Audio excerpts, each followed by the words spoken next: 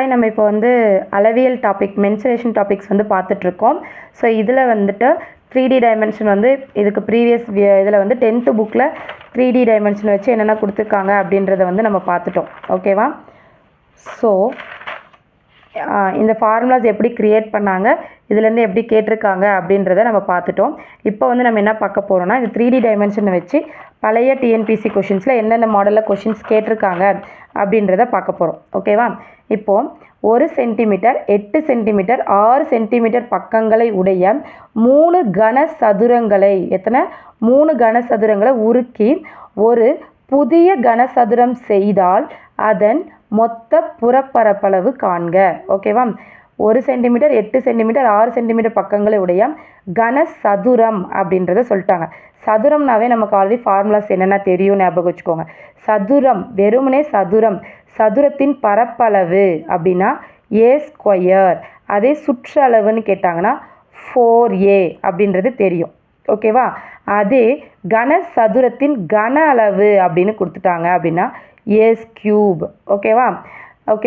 இப்போ வந்து நமக்கு என்ன கொடுத்துருக்காங்க பாருங்கள். கனசதுரத்தை உருக்கி ஒரு புதிய கனசதுரம் உருவாக்குறாங்க.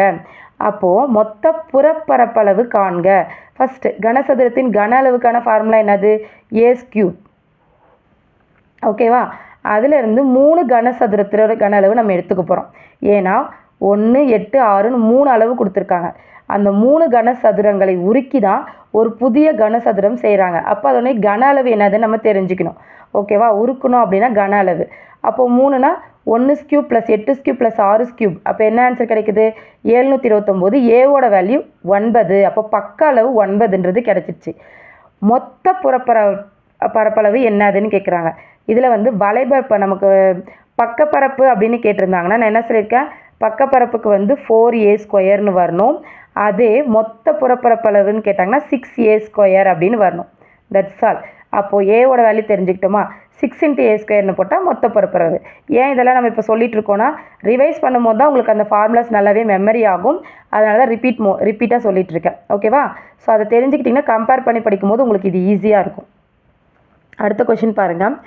ஒரு கனசதுர வடிவ நீர் தொட்டியானது 64,000 லிட்டர் எதில் கொடுத்துருக்காங்கன்னு பாருங்கள். லிட்டரில் கொடுத்துருக்காங்க. நீர் கொள்ளும் எனில் அந்த தொட்டியின் பக்கத்தின் நீளத்தை மீட்டரில் காண்க. புரிஞ்சுக்கோங்க, மீட்டர், இது லிட்டர். அப்போ லிட்டரை மீட்டராக மாற்றணுன்னா நமக்கு என்ன வேணும்? இந்த 3 0 கேன்சல் ஆகும். டிவைடட் பை 100ன்னு போட்டுருவோம். ஓகேவா? இப்போது கனசதுர வடிவ நீர் தொட்டியானது அந்த தொட்டியின் பக்கத்தின் நீளத்தை மீட்டரில் காண்கன்னு சொல்லிட்டாங்க. அப்போ கன அளவு வந்து நமக்கு இங்கே கொடுத்துருக்காங்க. ஓகேவா? நீர்த்தொட்டியோட கன அளவு ஏன்னா எவ்வளோ இருக்குது அப்படின்றது கொடுத்துருக்காங்க. 64,000 லிட்டர். அதை நம்ம மீட்டரில் மாற்றினா 64 மீட்டர்ஸ் கியூப். கனசதுரம் அப்போது ஏஸ் கியூப் 64னா ஏவோட வேல்யூ என்னது? நாங்கள் 16 நாங்கள் 64. அப்போ கனசதுரத்தோட இதுனா வந்து ஏவோட வேல்யூ பக்க அளவு வந்து 4 மீட்டர் தான். ஓகேவா? இப்போ அடுத்தது செவ்வகத்துக்கு போகிறோம். ஒரு கன செவ்வகத்தின் அகலம் உயரம் கன அளவு 3மே கொடுத்துருக்காங்க. 10 11 3080 சென்டிமீட்டர்ஸ் கியூப். நல்லா ஞாபகம் வச்சுக்கோங்க. கன அளவு பொறுத்த வரைக்கும் ஸ்கியூபில் தான் நமக்கு கொடுப்பாங்க. ஓகேவா? சப்போஸ் அவங்க கொடுத்துட்டாங்க அது கன அளவா பரப்பளவா அப்படின்னு தெரியலனாலும் இதை வச்சு நம்ம தெரிஞ்சுக்கலாம். ஏனில் அதன் நீளத்தை கண்டுபிடிக்க. இப்போது கன செவ்வகத்தின் கன அளவுக்கான ஃபார்முலா என்னது? ஃபஸ்ட்டு நார்மலாக செவ்வகத்தின் பரப்பளவுக்கான ஃபார்முலா என்னது? L × B. சுற்றளவுக்கு ஃபார்முலா என்னது? 2 × L + B. ஓகேவா? இப்போ கனசெவ்வகத்தின் கன அளவுக்கான ஃபார்முலா என்னது? L × B × H. அவ்வளோதான். எல்லாத்தோட H சேர்த்துனா கனசெவ்வகம் அப்படின்றது 3D டைமென்ஷன் கிடச்சிரும். அப்போது கனசெவ்வகத்தின் கன அளவு L × B × H போட்டுட்டு எல்லும் கொடுத்துட்டாங்களா, அகலம் கொடுத்துருக்காங்க, உயரம் கொடுத்துருக்காங்க. ஓகேவா? பியும் ஹெச்சும் கொடுத்துட்டாங்க. எல் தான் கேட்குறாங்க. ஸோ எல்ன்றதை போட்டு சப்ஸ்டியூட் பண்ணாலே 28 சென்டிமீட்டர்ன்றது சிம்பிளாக கிடச்சிரும். ஓகேவா? அடுத்த கொஷின் போகலாம். 2 கோளங்களின் வலைபரப்புகளின் விகிதம். 2 கோளம், ஒரு கோளம் கிடையாது, 2 கோளங்களின் வலைபரப்புகளின் விகிதம் 9:25 எனில் அவற்றின் கன அளவுகளின் விகிதம் காண்க. கோளங்களின் வலைபரப்பு. ஓகேவா? கோளங்களின் புறப்பரப்பு பார்த்தோமா? அதே மாதிரி கோளங்களின் வலைபரப்பு அப்படின்னா வந்து என்னன்னா 4πr². ஓகேவா? 4πr². கோளங்களின் புறப்பரப்பு வலைபரப்பு அப்படின்னா 4πr² தான். அப்போ 4πr²ன்றதை எடுத்துக்கிட்டோன்னா ரெண்டுமே சேம். அப்போ ரெண்டுமே சேம்னா 9/25 என்ன வருது? R1 ஸ்கொயருன்னு வருதா இந்த இடத்துல ஃபார்முலாவில் ஸ்கொயருன்னு வந்துச்சு அப்படின்னாவே கன அளவுகளின் விகிதம் நம்ம வந்து ஃபஸ்ட்டு R1/R2 ரெண்டு வேல்யூவோட R கண்டுபிடிக்கிறோமா 3/5. அதே வந்து கன அளவுகளின் விகிதம் அப்போ இதோட கன அளவுனா என்னது? கியூபு தானே. 4/3πr³ வலைபரப்புனா ஸ்கொயர் வரணும். அதே வந்து கன அளவுனா கியூப் வரணும். அப்போ இதோட ஆன்சர் என்னது? 9 9 3 27 5 25 25 × 5 125. That's all. ஓகேவா? இரண்டு உருளைகளின் ஆரங்களின் விகிதம் 5:3 எனவும் அவற்றின் உயரங்களின் விகிதம் 3:5 எனவும். இந்த கொஷின் கரெக்டாக பாருங்கள். இரண்டு கோளங்களின் வலைபரப்பு அவங்க கொடுத்துட்டாங்க, கன அளவு கேட்குறாங்க. சிம்பிளாக நம்ம சொல்லணும்னா வலைபரப்புன்றது ஸ்கொயரோட வேல்யூவாக இருக்கும், கன அளவுன்றது கியூபோட வேல்யூவாக இருக்கும். அப்போ இது 3 5 நம்ம இங்கே தெரிஞ்சுக்கலாம். அதோட ஸ்கியூ பண்ணோம்னா இந்த அளவு கிடைச்சிரும். அதே மாதிரி இங்கே இரண்டு உருளைகளின் ஆரங்களின் விகிதம் அப்போ இது ஒரு ஆர் இது ஒரு ஆர், உயரங்களின் விகிதம் 3:5னா கன அளவுக்கு போயிடுறாங்க. ஸ்ட்ரெயிட்டாக ஃபார்முலா πr²h அதை சப்ஸ்டிட் பண்ணால் π இன்ட்டு ஆரோட வேல்யூ என்னது? 5. ஏன்னா இங்கே ஒரு 5 இங்கே ஒரு 3 கொடுத்துருக்காங்களா, அப்போ ஆரோட வேல்யூ 5 5 இங்கே ஒரு 3 கொடுத்துருக்காங்க, அதாவது ஹெச்சோட வேல்யூ இது. அதே மாதிரி கம்பேர் பண்ணும்போது 5:3ன்றது தான் ஆன்சராக கிடைக்குது. ஓகேவா? கம்பேர் பண்ணுறதுக்கு மட்டும்தான் ஃபார்முலா, மற்றபடி வேறு ஒன்றுமே இல்லை. எல்லாமே அவங்க கொடுத்துட்றாங்க, ஜஸ்ட்டு சப்ஸ்டியூட் பண்ணி நம்ம போட போகிறனால ஃபார்முலாஸ் தயவு செஞ்சு படித்து வச்சுக்கோங்க. ஒரு உருளையின் ஆரம் அதன் உயரத்தில் 1/3 எனில் அதன் மொத்த புறப்பரப்பளவு காண்க. உருளையின் மொத்த பரப்பளவுக்கு நம்ம என்ன சொல்லியிருக்கோம்? 2πr/h+r. அது தெரிஞ்சால் மட்டும் போதும். என்னென்ன கொடுத்துருக்காங்க? உயரத்தில் 1/3 ஆரம், ஆறுன்றது வந்து என்னது அப்படின்னா அந்த உயரத்தில் 1 அப்படின்றத கொடுத்துருக்காங்களா. 1/3 அப்படின்றத சப்ஸ்டியூட் பண்ணிவிட்டு ஆன்சர் கண்டுபிடிச்சாலே போதும். வேறு எதுவுமே நமக்கு இங்கே கொடுக்கல. அதே மாதிரி ஆப்ஷன்ஸ் பாருங்கள், பையிலே இருக்குது. ஸோ நான் பையை 22/7ன்னு போட்டு அடிச்சிட்டு இருக்க தேவையில்லை. ஓகேவா? So 8/9 πh². இந்த ஃபார்முலா 2πr/h+r அந்த இடத்துல ஆருக்கு பதிலாக நான் என்ன போடுறேன்? 1/3 சப்ஸ்டியூட் பண்ண போகிறேன். சப்ஸ்டியூட் பண்ணிவிட்டு அப்படியே ஆன்சர் பார்த்தோம்னா 8/9 πh² அப்படின்றது வந்துடுது. ஓகேவா? 12 சென்டிமீட்டர் ஆரமுள்ள ஒரு அலுமினிய கோளம் உருக்கப்பட்டு 8 சென்டிமீட்டர் ஆரமுள்ள ஒரு உருளையாக மாற்றப்படுது. இப்போ 12 சென்டிமீட்டர்ன்றது ஒரு அலுமினிய கோளம். என்னது இது? கோளம். அந்த கோலத்தை உருக்கி உருளையாக மாற்றுறாங்க. 8 சென்டிமீட்டர் ஆரமுள்ள உருளையாக மாற்றும் போது உருளையின் உயரம் என்னவா இருக்கும் அப்படின்றத கேட்குறாங்க. இப்போ இது ஒரு கோலம்னா இந்த மாதிரி ஷேப்பில் இருக்குன்னு வச்சுக்கோங்களேன். அப்போது இந்த கோலமுக்கும் உருளைக்கும் என்ன டிஃப்ரென்ஸ் அப்படின்னா, இது உருளை, அப்போ இந்த ஸ்பேஸ் இதுக்கு ஈக்குவலாக இருக்கும், அதாவது இந்த பக்கவாட்டில் இருக்கிறது. அப்போ இதில் பக்கமாக இருக்கிறது வேல்யூஸ் வந்து இதோட ஹைட்டாக இருக்கும். ஓகேவா? அதோட ஹைட்டு ஏன்னா நம்ம இங்கேருந்து இந்த பாயிண்ட்லேருந்து இந்த பாயிண்ட் வரைக்கும் நம்ம ஹெச்ன்னு சொல்லுவோமா, அப்போ இந்த உருளையும் இவ்வளோ சைஸாக தானே இருக்குது. அப்போ உருளையிலேருந்து எடுக்கிற வேல்யூ இதுக்கு ஹெச்சுக்கு ஈக்குவலாக இருக்கும். ஓகேவா? இப்போ கோலத்தின் கன அளவு என்னது? உருளையின் கன அளவு என்னது? ஏன்னா அது உருக்கி தானே செய்கிறாங்க, அப்போ கன அளவு தான் நம்ம கண்டுபிடிக்க போகிறோம். 4/3 πr³. உருளையின் கன அளவுனா πr²h. ஓகேவா? இங்கே எத்தனை சென்டிமீட்டர்? 12 சென்டிமீட்டர் ஆரமுள்ள கோலம். அப்போ கோலத்தில் ஆறுக்கு வந்து 12, உருளைக்கு 6 இருக்கிற இடத்துல 8. ஸோ பண்ணும்போது ஹெச்சோட வேல்யூ என்னது கிடைக்குது? 36 அப்படின்றது கிடைச்சிருது.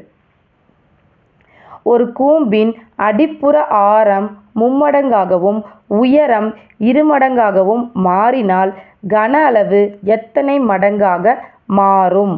ஒரு கூம்பினுடைய ஆரம் வந்து மும்மடங்கு, ஆர் வந்து எவ்வளோ? 3 மடங்கு 3r, உயரம் வந்து 2 மடங்கு 2h அப்படி மாறிச்சுன்னா கன அளவு எத்தனையாக மாறும்?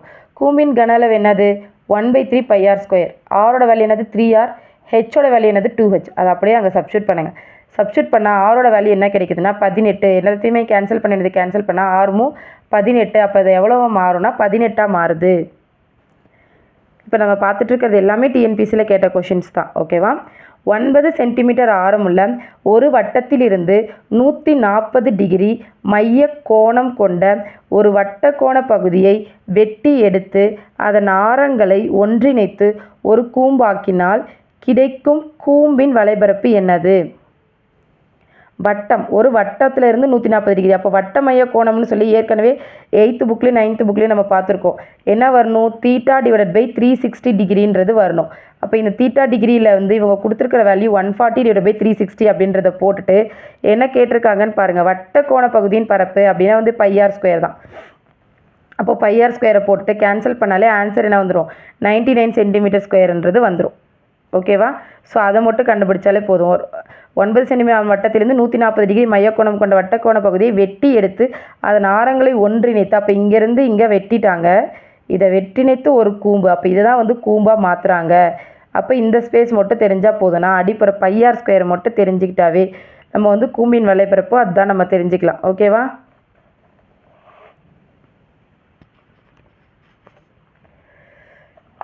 பதினாறு சென்டிமீட்டர் ஆரமுள்ள ஒரு உலோகம் பந்து உருக்கப்பட்டு 2 சென்டிமீட்டர். பந்துனாவே நமக்கு என்ன ஷேப்பு?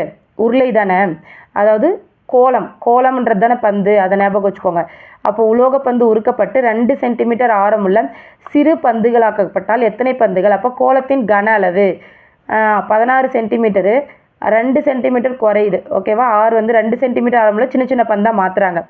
ஆர் வந்து 16 சென்டிமீட்டர், ஸ்மால் ஆர் வந்து 2 சென்டிமீட்டருடையதான் நம்ம மாற்றும் போது கோலத்தின் கன அளவுனா 4/3 πr3. அது ரெண்டுத்தையும் நம்ம டிவைட் பண்ணிக்கலாம். பெரிய வேல்யூ சின்ன வேல்யூ அது ரெண்டையுமே டிவைட் பண்ணோம்னா எத்தனை பந்துகள் கிடைக்குதுன்னா 512 அப்படின்றது தான்.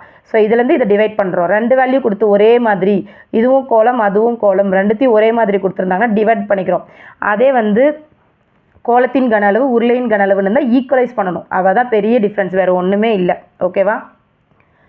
அடுத்த கொஷின் பார்த்தோன்னா 44 சென்டிமீட்டர் உயரம் 24 சென்டிமீட்டர் உயரம் உள்ள ஒரு கூம்பை ஒரு குழந்தை அதே ஆரமுள்ள ஒரு உருளையாக மாற்றுறது. ஏன்னா கூம்பை உருளையாக மாற்றுறாங்க அப்படின்னா உருளையின் அப்படின்னா என்னென்னா உருளையின் கன அளவும் கூம்பின் கன அளவையும் நம்ம ஈக்குவலைஸ் பண்ணிக்கணும்.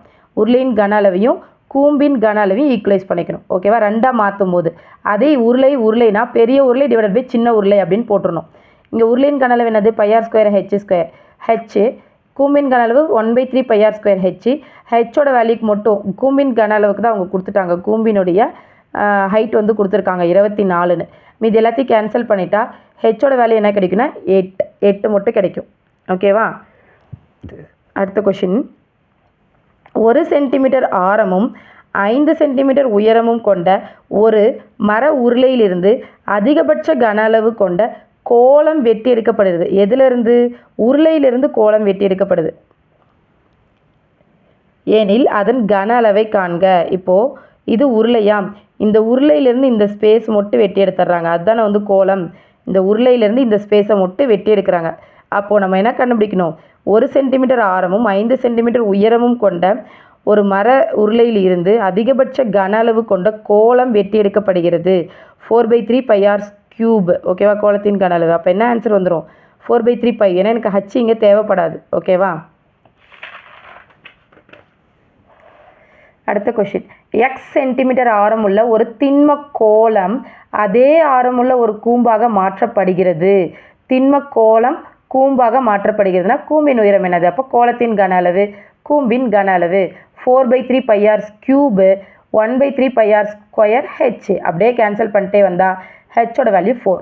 ஓகேவா? அப்போ ரெண்டு பேரை கம்பேர் பண்ணி இவங்கன்னா ஈக்குவலைஸ் பண்ணிக்கணும். ஒரே அளவில் கேட்டாங்கன்னா டிவைட் பண்ணிக்கணும். அது மட்டும் ஞாபகம் வச்சுக்கோங்க.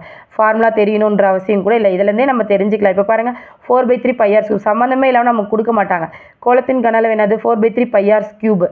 கூம்பின் கன அளவு 1/3 πr ஸ்கொயர் ஹெச். இதுலேயும் 6 வரும், இதுலேயும் 6 வரும். டிஃப்ரென்ஸ் வந்து ஸ்கொயர், இது ஹெச். ஓகேவா? அப்போ கேன்சல் பண்ணும்போது நமக்கு என்ன ஆன்சர் கிடைக்குதுன்னா எக்ஸோட வேல்யூ மட்டும்தான். எக்ஸ் சென்டிமீட்டர் ஆரம் அப்படின்னும் போது இந்த இடத்துல கோலத்தின் கன அளவுக்கு ஸ்கியூப் வரணும், 3 இருக்கணும். கூம்பின் கன அளவுக்கு 2 தான் இருக்கும். அது தெரிஞ்சாலே 1 குறைஞ்சிச்சுன்னா 1 அப்படின்னு தெரிஞ்சுக்கலாம். 4x 4/3 இருக்குது, இங்கே 3 இருக்குது, 3க்கு 3 கேன்சல் ஆகிடுமா? அப்போ ரிமைனிங் இருக்கிறது 4 மட்டும்தான். அதனால் 4x அப்படின்றது வரணும். 7 சென்டிமீட்டர் பக்க அளவு உள்ள ஒரே மாதிரியான 2 கனசதுரங்கள் ஒன்றுடன் ஒன்று பக்கவாட்டில் இணைக்கப்படும் போது கிடைக்கும் புதிய கனசெவ்வகத்தின் மொத்த பரப்பு என்னது அப்படின்றது கேட்குறாங்க. இது ஒரு 7 சென்டிமீட்டர், இது ஒரு 7 சென்டிமீட்டர், ரெண்டுமே வந்து ஒரு கனசதுரம். இது ரெண்டுமே சேர்ந்து கனசெவ்வகத்தை மாற்றுது அப்படின்னா கனசெவ்வகத்தோட மொத்த பரப்பளவு கேட்குறாங்க. கனசெவ்வகம் அப்படின்னா நமக்கு ஹெச் தெரிஞ்சாகணும். இதுக்கு ஒரே ஒரு வேல்யூ தான், 7 மட்டும் இருந்தாலே போதும் சதுரம்னா. ஆனால் செவ்வகத்துக்கு நமக்கு லென்த்து பிரெத்து தேவைப்படுமா? அப்போது இங்கே வந்து பார்க்கும்போது லென்த் என்ன கிடைக்கும், இவங்க ரெண்டு பேர்த்தையும் பக்கவாட்டில் இணைக்கும் போது, ரெண்டு பேரும் ஒரே டைரக்ஷனில் இணைக்கும் போது இந்த லென்த்து மட்டும் தான் டிஃப்ரென்ஸ் ஆகும். இந்த 7 இந்த 7 சேர்ந்து 14 மாறிடும். மற்றபடி ஹைட்டும் இதுவும் மாறாது. அதனால் எல்லுக்கு பதிலாக 14, பிரெத்துக்கு வந்து அதே தான், ஹைட்டும் வந்து 7 தான். இதை வச்சு நம்ம ஜஸ்ட் அந்த ஃபார்முலாவில் சப்ஸ்டியூட் பண்ணாலே போதும். 490 சென்டிமீட்டர் ஸ்கொயர் அப்படின்ற ஆன்சர் வந்துடும். 10 metre into 5 metre into 1.5 metre அளவுள்ள நீர் தொட்டியின் கொள்ளளவு. இப்போ டிஃப்ரெண்ட்டாக இருக்கும்போது அது என்னன்னு தெரிஞ்சிச்சு, செவ்வகம். அப்போ கனசெவ்வகத்தின் கன அளவு L into B into H, அதை மட்டும் போட்டாலே போதும். 75 மீட்டர்ஸ் கியூப்னு வருது. பட் இங்கே ஆப்ஷனில் பாருங்கள் எல்லாமே லிட்டரில் கொடுத்துருக்காங்க. அப்போ இது கூட 3 0 போட்டால் லிட்டர் வந்துடும். ஓகேவா?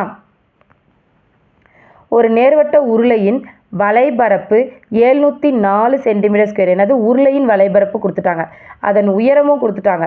அப்போ உருளையின் கன அளவு கேட்குறாங்க. வலைபரப்பு கொடுத்துட்டு உயரம் கொடுத்துருக்காங்க. அப்போ ஆறு எனக்கு தெரியாது. ஃபஸ்ட்டு ஆறு நான் கண்டுபிடிக்கணும். ஆறை கண்டுபிடிச்சிட்டு உருளையின் கன அளவில் சப்ஸ்டியூட் பண்ணாலே போதும். உருளையின் வலைபரப்பு என்னது, 2πr/h. அதில் 704ன்னு சப்ஸ்டியூட் பண்ணனா எனக்கு ஆரோட வேல்யூ என்னன்னு கிடச்சிச்சு, 14 அப்படின்றது கிடச்சிருச்சு. இப்போ ஆரோட வேல்யூ கிடச்சிருச்சுன்னா கன அளவுக்கான ஃபார்முலா πr²h, இதில் சப்ஸ்டியூட் பண்ணாலே போதும். 14 சென்டிமீட்டர் அகலமுள்ள ஒரு செவ்வக வடிவத்தாளின் அகல பக்கங்களை ஒன்றிணைத்து 20 சென்டிமீட்டர் ஆரம் கொண்ட ஒரு உருளையை உருவாக்கினால் அதன் கன அளவு என்னதுன்னு கேட்குறாங்க. 14 சென்டிமீட்டர் அகலம், பிரெத் வந்து 14, 20 சென்டிமீட்டர் ஆரம் அப்படின்றது ஆரோட வேல்யூ கொடுத்துட்டு உருளையை உருவாக்கினால் கன அளவு என்னதுன்னு கேட்குறாங்க. இப்போ உருளையின் கன அளவுக்கான ஃபார்முலா என்னது, πr²h. ஓகேவா? இப்போ இங்கே கொடுத்துருக்கிறது என்னது, செவ்வகத்தோட பிரெத்தோட வேல்யூ. இப்போ இந்த செவ்வகத்தோட பிரெத்தும் உருளையோட ஹைட்டும் ஈக்குவலாக இருக்குமா? ஓகேவா? இதில் வந்து ஆர் வந்து 20 சென்டிமீட்டர், ஹைட் வந்து 14 சென்டிமீட்டர். ஏன்னா இந்த செவ்வகத்தோட பிரெத்து ஞாபகம் வச்சுக்கோங்க, இந்த செவ்வகத்தோட பிரெத்து, அதே மாதிரி இந்த உருளையோட இந்த அளவு, இது எல்லாமே எதுக்கு ஈக்குவலாக இருக்குன்னா, உருளைன்ற கோலம், இந்த கோலத்தினுடைய இந்த ஸ்பேஸ், இதில் இருக்கிற ஸ்பேஸ், இது எல்லாமே எதுக்கு ஈக்குவலாக இருக்குன்னா உருளையோட ஹைட்டுக்கு ஈக்குவலாக இருக்கும். ஏன்னா இதை வச்சு பார்க்கும்போது தெரியும், இந்த இடம் இது ஃபுல்லாக கவர் ஆகும். அப்போ அது வந்து ஹைட்டுக்கு ஈக்குவலாக இருக்கும் அப்படின்னு தெரிஞ்சால் போதும். உருளையின் கன அளவு கேட்டிருக்காங்க, πr²hன்னு சப்ஸ்டியூட் பண்ணாலே போதும். ஓகேவா? அடுத்த கொஷின், 12 சென்டிமீட்டர் பக்கால உள்ள ஒரு கனசதுரத்தின் பக்க பரப்பு, பக்கம்னாவே மொத்தம் 4 பக்கம் தான் இருக்குது, 4a². இந்த ஃபார்முலா தெரிஞ்சால் போதும். 4 × 12 × 12 576 அப்படின்றது கிடச்சிரும். ஓகேவா? 704 சென்டிமீட்டர் ஸ்கொயர் மொத்த புறப்பரப்பு கொண்ட ஒரு கூம்பின் ஆரம் 7 சென்டிமீட்டர். ஆரம் கொடுத்துட்டாங்க கூம்புக்கு, மொத்த புறப்பரப்பளவும் கொடுத்துருக்காங்க. சாயுயரம் அப்படின்னா என்னது அப்படின்னா ஹெச், உயரம்னா ஹெச், சாயுயரம்னா ஸ்லாண்டிங் லைன். அப்போ அது வந்து எல், ஸ்லாண்டிங் லைன் அப்படின்னா எல். ஓகேவா? எல் தான் கேட்குறாங்க, ஹெச் கேட்க கிடையாது. அப்போது கூம்பின் மொத்த பரப்புக்கு ஃபார்முலா என்னது, πr/l+r. இது தெரிஞ்சால் போதும். சப்ஸ்டியூட் பண்ணால் எல்லோட வேல்யூ என்ன கிடச்சிரும், 25 சென்டிமீட்டர் அப்படின்றது தெரிஞ்சிடும். ஓகேவா? ஸோ இது சாய் உயரம், இதுவும் ஞாபகம் வச்சுக்கோங்க. ஸோ அதே மாதிரி இந்த ஃபார்முலாஸ் பொறுத்த வரைக்கும் நல்லா கரெக்டாக ஒரு டைம் ரிவைஸ் பண்ணிக்கோங்க. கனசெவ்வகத்தின் கன அளவுனா L into B into H. Already எல்பின்னு முடியும் செவ்வகத்தில், அது கன அளவுனா ஹெச் சேர்ந்து வரும். பக்க பரப்புனா 2 × l+b, சுற்றளவோட வேல்யூ இன்ட்டு ஒரு ஹெச். முடிஞ்சா? இப்போ இது சுற்றளவு, இது பரப்பளவு தான், கன அளவுக்கு ஹெச்சோட வந்திருக்கு. அதே மாதிரி சுற்றளவு ஹெச்சோட வந்திருக்கு. மொத்த பரப்பளவுனா 2 × lb+bh+hl. ஓகேவா? அதே மாதிரி சதுரம் அப்படின்னா கன அளவு a³. ஆல்ரெடி பரப்பளவில் a² இருக்கும், இங்கே a³. அதே மாதிரி பக்க பரப்பு அங்கே வந்து a² இருக்கும், 4a போட்டிருக்காங்க. கனசதுரத்து மொத்த பரப்புனா 6a². அவ்வளோதான். உருளைனா உருளையின் வேலை. அதே மாதிரி ஒரு சில வேர்ட்ஸ் நம்ம இங்கிலீஷ்லையும் தெரிஞ்சு வச்சுக்கோங்க.